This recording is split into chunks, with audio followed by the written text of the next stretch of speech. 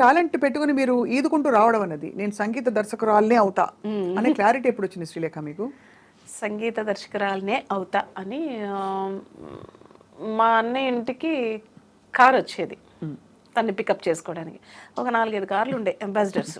చక్రవర్తి గారి దగ్గర తను పీక్ టైంలో అసిస్టెంట్ మ్యూజిక్ ఉన్నప్పుడు నాకెందుకు కారు రాదు, నీ మొహానికి ఎందుకు వస్తుంది కారు, అది చిన్న పిల్లవి, నువ్వు ఆడుకో ఇంచక్క ఇంట్లో. అదే కార్ రావాలి లేదు, అప్పటికే ఎల్కేజీ అయిపోయింది, యూకేజీ లేదు, ఇంకేం లేదు, ఇంట్లోనే ఆడుకుంటున్నాను. సరే అని మా డ్రైవర్ని సరే కిరణ్ అనే స్నానం చేస్తున్నాడు, అన్నయ్య స్నానం చేస్తున్నాడు, ఒక 10 నిమిషాలు టైం ఉంది కదా, ఈలోగా నన్ను ఒక రౌండ్ అలాదే ఏ పోవమ్మా పొద్దున్న రోజు సోది అయిపోయింది మీతోటి, అన్నయ్య వచ్చి తిడతాడు, నువ్వేమో ఎక్కించుకోమంటావు, ఎక్కించుకోకపోతే నీకు కోపం, ఎక్కించుకుంటే మీ అన్నయ్య కోపం, సో ఇట్లా ఏం చేయమంటావు అని ఈవెన్ డ్రైవర్లు కూడా నన్ను ఇసుక్కునేవారు అనమాట.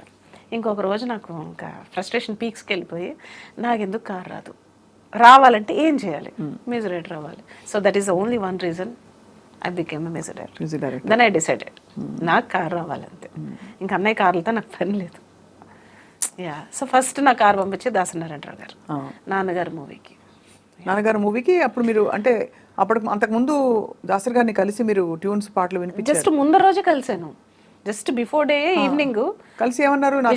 విజేంద్ర ప్రసాద్ గారు స్టోరీ చెప్పడానికి వెళ్ళారు, అది కూడా అదృచ్ఛికంగా జరిగిందే. నేను కూడా ఇంట్లో ఏముంటావు బోర్ కొడుతుంది, నాకు కూడా రా అని ఎక్కడికి వెళ్తే అక్కడికి తీసుకెళ్ళిపోయేవారు. నాకు చిన్న కీబోర్డ్ ఉండేది, బుల్లి కీబోర్డ్, ఎక్కడ పడితే అక్కడికి అది నేను చిన్న బ్యాగ్లో వేసుకుని వేళ్ళు కూడా ఇంతే ఉండే కదా, చిన్ని వేళ్ళు. సో ఈ పాప ఎవరు అంటేనే మా అన్నయ్య గారు అమ్మాయి అని. ఏం చదువుతున్నావు అమ్మా అన్న, నేనేం చదువుకోవట్లేదు అని ఇట్లా అన్న ఫేస్. అదేంటది చదువుకోవట్లేదు, మరి ఏం చేస్తావు అన్న, ట్యూన్స్ కంపోజ్ చేస్తాను. ట్యూన్స్ కంపోజ్ చేస్తావా, ఆహా, అప్పటి వరకు చాలా ఎట్టకారంగానే అన్నారు ఆయన. ఏదో ఒకటి పాడు అన్నారు, ఒకటంటే ఒక 20 పాడేసా వరుసగా.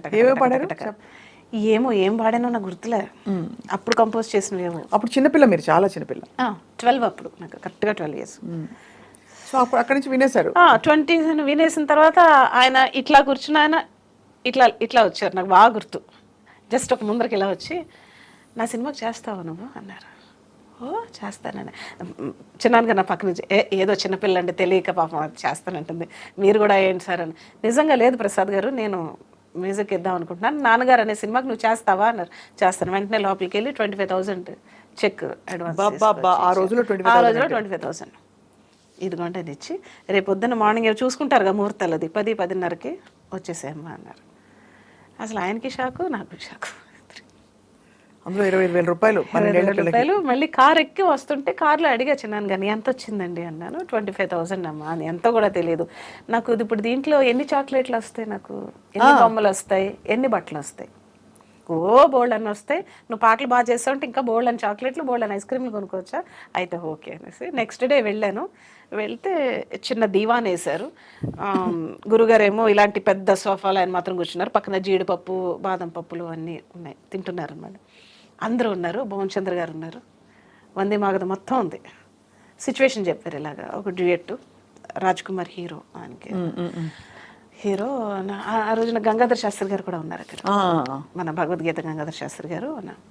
సో అందరూ ఉత్కంఠతో ఎదురు చూస్తున్నారు, మొత్తం కళ్ళన్నీ నా మీద ఉన్నాయి అనమాట. సో నేను ఏం పట్టించుకోలేదు, ఆయన ఏం చెప్తున్నారు సిచ్యువేషన్ అని. సో నేను మళ్ళీ ఈవినింగ్ వస్తాను, ఈవినింగ్ వచ్చేసరికి ట్యూన్ రెడీ చేసి ఉంచున్నారు. అక్కర్లేదండి 10 నిమిషాలు ఇవ్వండి నాకు చాలు. అదేంటి 10 నిమిషాలు, టేక్ యూర్ ఓన్ టైము అన్న. అక్కర్లేదండి 10 నిమిషాలు అన్న. నేనేదో ప్రతి ట్యూన్కి ఫస్ట్ అమ్మవారిని సౌందర్యలహరి శ్లోకం చదువుకుంటాను, చదువుకుని జస్ట్ ఇలా అన్నాను. రెడీ అన్నాను. నేను, నాకు ఒక తబలా ప్లేయర్ ఉండేవారు గిరిజాపతి అని, అనేసి ఫస్ట్ సాంగ్ కంపోజ్ చేసి వినిపించాను. క్లాప్స్ అందరూ, ఒకటే ట్యూన్, ఓకే అక్కడికక్కడే. సో అది మరి ఆ సాంగ్ నెక్స్ట్ డేనే AVMGలో రికార్డింగ్ పెట్టేశారు. అబ్బో, ఇంత చిన్నపిల్లకి చెప్పడం ఎలాగా, సింగర్లు ఎవరు పాడాలి ఏమిటి అంటే ఆ సాంగ్ మాత్రం గురుగారే చెప్పారు, ఈ సాంగ్ గంగాధర్ శాస్త్రి గారు పాడతారు ఫస్ట్. సో ఆయన ఫస్ట్ సాంగ్ ఆయనే పాడారు. పద్మప్రియ అని ఇంకొక కొత్త అమ్మాయి, ఇద్దరు కలిపి పాడారు ఆ సాంగ్ ని. So great experience. ఆ పాట చుక్క చుక్క ఒకటే చెక్కిలి మీటే వేళ ఎదలో ఏమిటింత హాయి ఒడిలో ఒదిగిపోయే రేయి తనువంతా తడిసింది తెర తీసే వయసంది ఇది ఏమిటింత ఇంత హాయి. ఎంత బాగుంది ఇది, ఎంత బాగుంది, ఎంత బాగుందో. This first song. అది ఆ రాగం ఎంపిక మొదలుకొని అవును. అది మీకు సహజంగా ఐ థింక్ వాతావరణం మరి అలా కటాక్షం వచ్చేస్తుందో అర్థం కావట్లేదు శ్రీవల్లి గారు. మీకు అంటే ఈ flow అవుతుంది. రాగంలో చేయాలని నేను అనుకోనండి, but I going to that situation. ఆ హీరోయిన్ లోపలికి, ఆ హీరో లోపలికి వాళ్ళే నేనైతే ఎలా రియాక్ట్ అవుతాను అన్నదే సాంగ్. సో అలా అక్కడి నుంచి there was no looking back అని చెప్పొచ్చు. కష్టాలు పడ్డారా? డెఫినెట్లీ. ఆ తర్వాత ఏం జరిగింది, అదంతా అయిపోయింది, మొత్తం ఇండస్ట్రీ అంతా వచ్చారు ఆ రికార్డింగ్కి, చిరంజీవి గారితో సహా.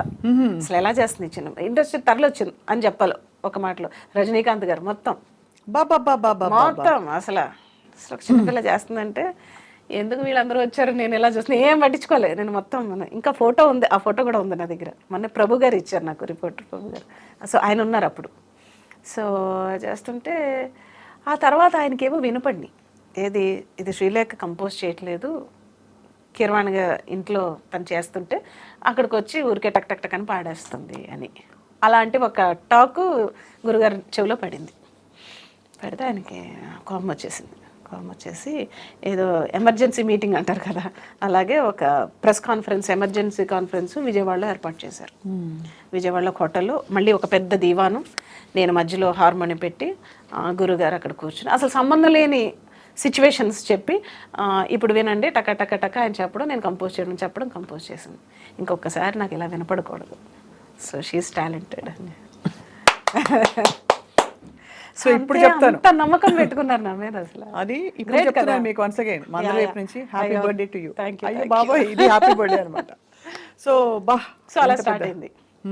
సో అదే సినిమాలో సో ఓకే డ్యూయట్లు చేయడం అదంతా ఓకే. అదే సినిమాలో ఒక 25 ఏళ్ళు 30 ఏళ్ళు కని పెంచిన ఒక పిల్లలు వాళ్ళని అనాథగా వదిలేస్తే దాసరి గారు ఒక అమ్మా నాన్నలుగా జనాలకి జాగ్రత్త జాగ్రత్త జాగ్రత్త, కన్న తండ్రి జాగ్రత్త, జాగ్రత్త జాగ్రత్త జాగ్రత్త, కన్న తల్లి జాగ్రత్త, పగలు రేయి కలలు కని 10 నెలలు మోసుకొని పెంచిన బంధాలే పేగు బంధాలే ఇలా మనకి ఈ రోజున శాపాలుగా మిగిలితే ఏం చేయాలి?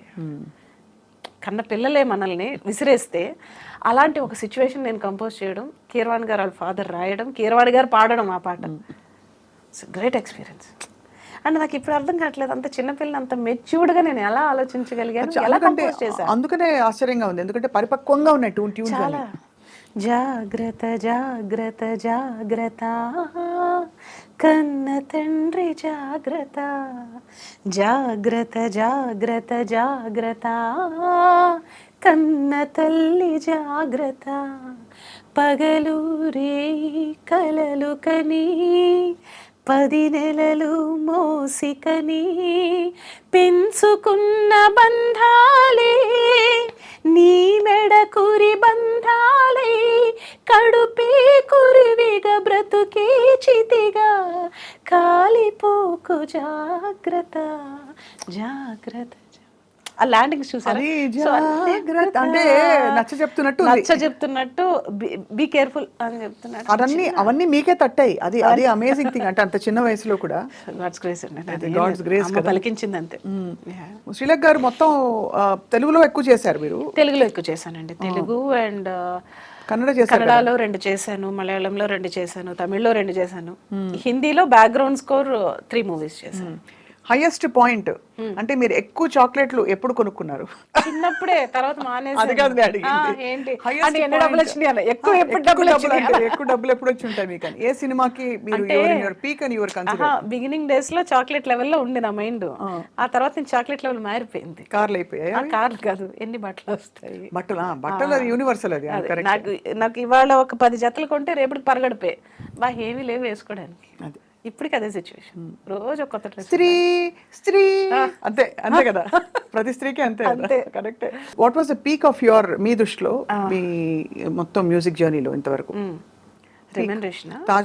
రెమ్యూనరేషన్ పరంగా కావచ్చు, సక్సెస్ కావచ్చు, వాట్ ఎవర్. తాజ్మహల్ కాదు, సక్సెస్ తాజ్మహలే డెఫినెట్ గా. ఇట్స్ థర్డ్ మూవీ నాది. అవును అవును. సో నాన్నగారు అయిన తర్వాత తమిళ్లో హీరో విజయ్ సినిమా చేశాను, నాళే తీర్పు. దానికి ఆయన 50,000 చెక్ ఇచ్చారు అదే సంవత్సరం. నెక్స్ట్ 1 లాక్ 25 నుంచి 25 నుంచి 50 అంటే నెక్స్ట్ 1 లాక్ ఇచ్చారని.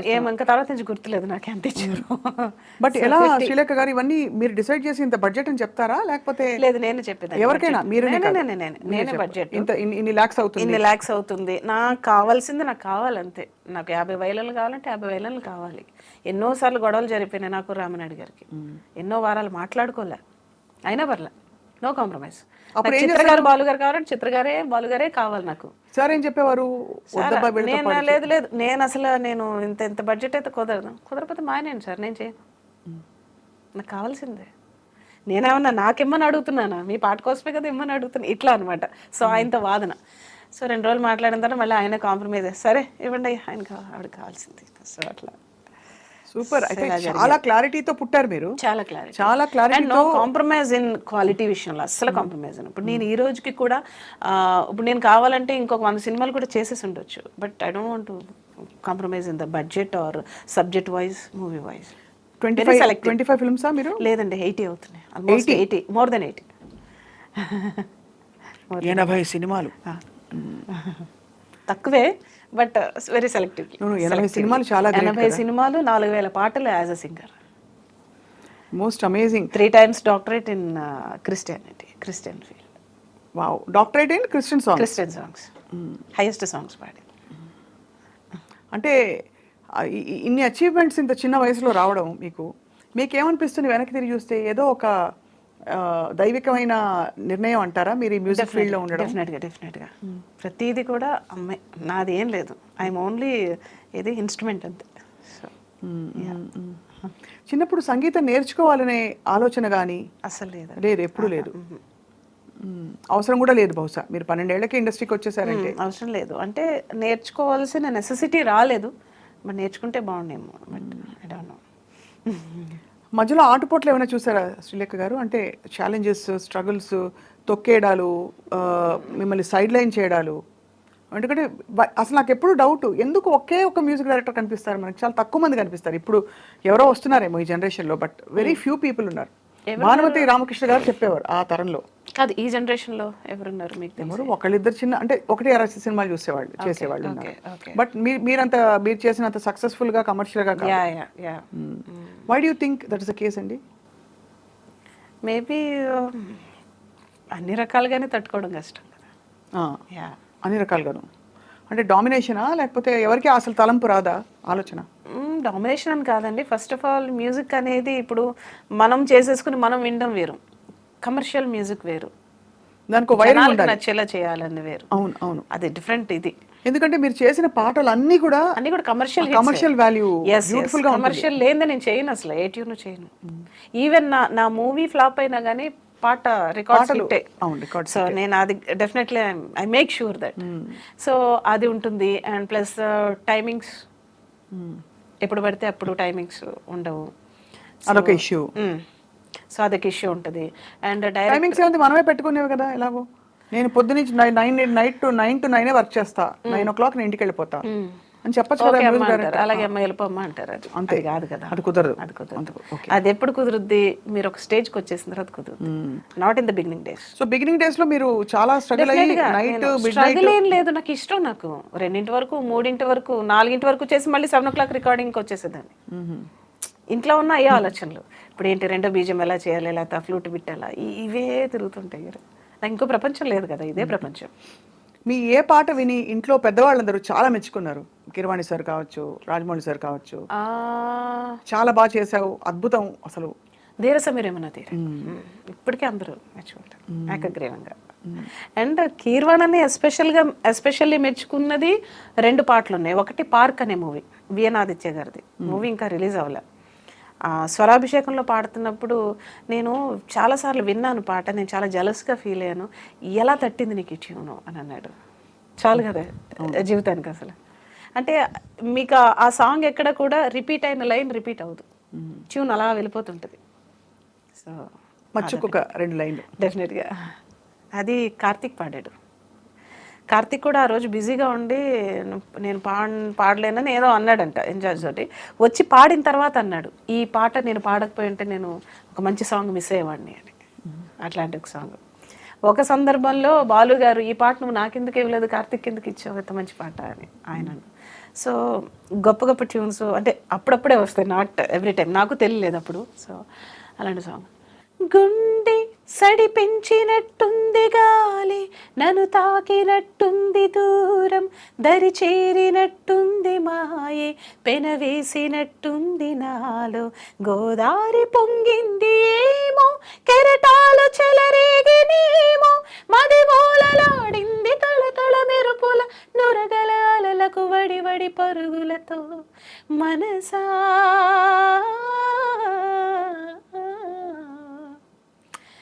గాలి వేగాల అంతరంగాలు వెదురు మదిలోన వేణుగానాలు గలగల ఏటి వరదల పొంగిపోవా,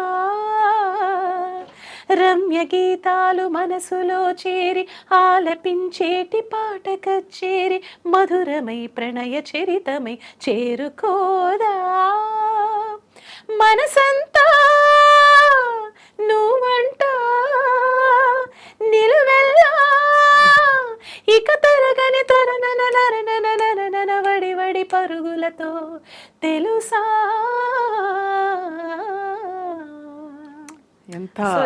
ఎంత క్రియేటివ్ ఇది. యా, అంటే ఇది తట్టడం కూడా చాలా కష్టం. ఎందుకు నాకు తట్టలేదని సార్ అఫ్ కోర్స్ అంటాం, అది వేరు. కానీ మేము మామూలుగా వింటుంటేనే ఈ ట్యూన్ ఇలా క్యారీ చేయాలనేసి, అంటే అన్ప్రెడిక్టబుల్గా ఉంటుంది ట్యూన్.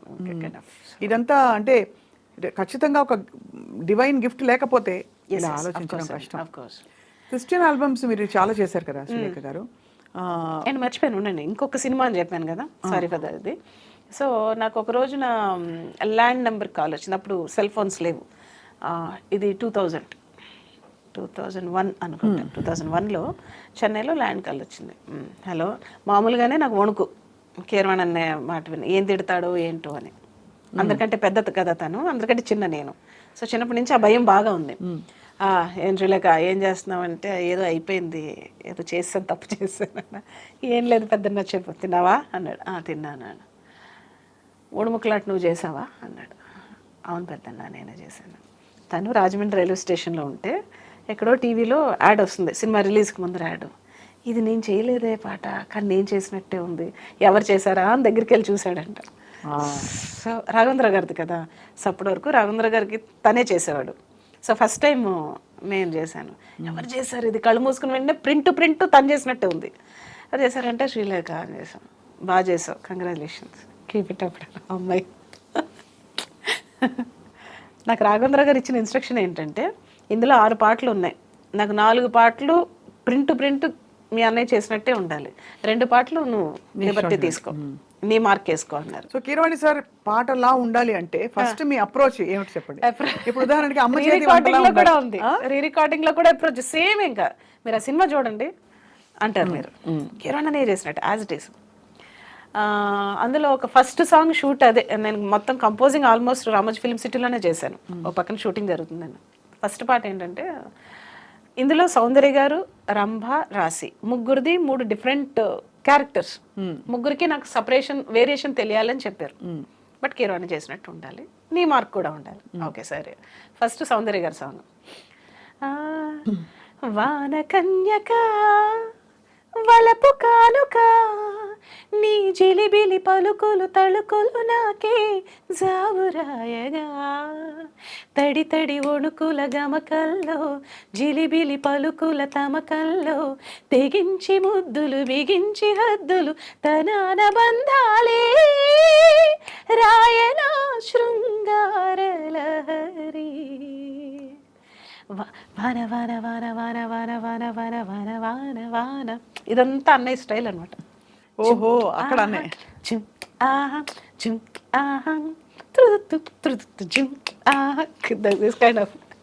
మ్యూజిక్ ప్రతి కణంలో ఉంది మీకు బాబోయ్, అడమడమన నిండిపోయి ఉంటుంది తన స్టైల్. సో ఇదొక్కటి. అండ్ అలాగే పాలకోవా పాలకోవా తీసుకోవా చేసుకోవా, అచ్చటైన ముచ్చటాడి నన్న నాన్న తెచ్చుకోవా, వెన్న పూస గోకులాన కన్నెలేత సోకులాన తందనానందనందనా పాలకోవ పాలకోవ. ఇది తన స్టైల్. అద్భుతం. రంభగారిది ఇది. పాలకోవ రంభగారిదే. పాలకోవ రంభగారిదే. అండ్ ఇంకొక పాట సరే నా స్టైల్లో చేయమన్నారు కదండి, రాశి గారికి చేశాను. రాసి చూస్తే కన్నె రాశి, కళ్ళు చూస్తే మీన రాశి, ఒళ్ళు చూస్తే కుంభరాశి, తాన ధను రాశి, నిన్నేలుకోన మూడు ముళ్ళేసి రాశి అని ఆవిడ రాశి మీద సాంగ్. పర్ఫెక్ట్. మీది మీ సాంగ్స్ ట్యూన్స్ మీరు ఎంచుకునే రాగాలు ఇంకొంచెం డీప్ అండ్ ఇంటెన్స్ గా ఉన్నాయి. కొన్ని ఇది rare రాగం. ఇష్టం rare అనిపిస్తుంది. రాగం. రేర్ రాగాలు. రైట్.